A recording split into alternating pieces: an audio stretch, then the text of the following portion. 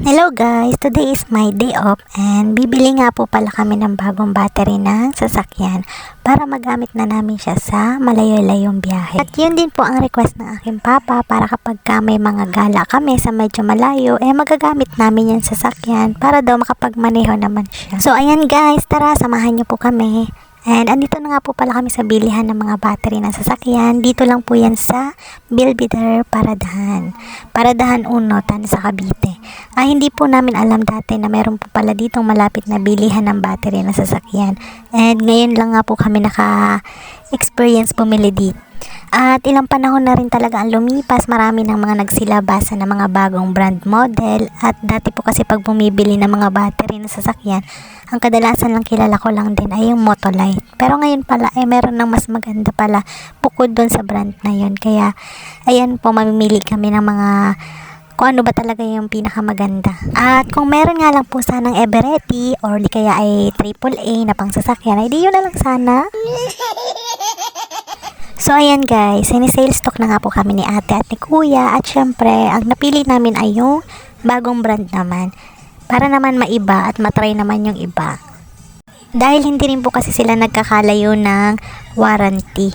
Yung tagal ng warranty niya is mas matagal compared dun sa dating brand na ginagamit namin. Kaya pwede na rin, itry na lang din. And thank you din kila ate at kuya na magaling mag-sales stock. At napabilib niyo po kami and napabili mo kami. Ibalik na lang po namin kapag hindi siya gumana. Charot! So ayan guys, nakapili na nga po si Papa and titignan natin kung ano-ano yung mga kasama niya and i-check natin siya kung talagang legit yung nasa loob niya. Try naman ano kasi ma'am Tama, tayo. sabi mo pwede na may balik pag ano. Makatry naman ng ibang pangalan. Medyo dinatalo din sila ng model ng mga ibang brand. Ibang brand. Gawa Kasi ng sayang medyo din mahal. yung idadagdag na warranty din eh. Tsaka yung 400 nyo, dadagdag na yung 400, mataas na yung warranty. Yung 15 months lang, 1 year and 3 months. Buti meron na dito. Dati wala pa dito. 4 years na kami dito na. First.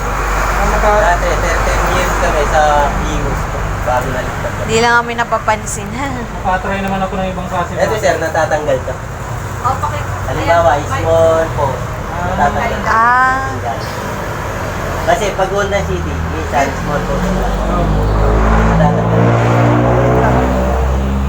Kasi yung mga Honda Civic na sinasabi ko sir, ay Honda City na old model, big po sila.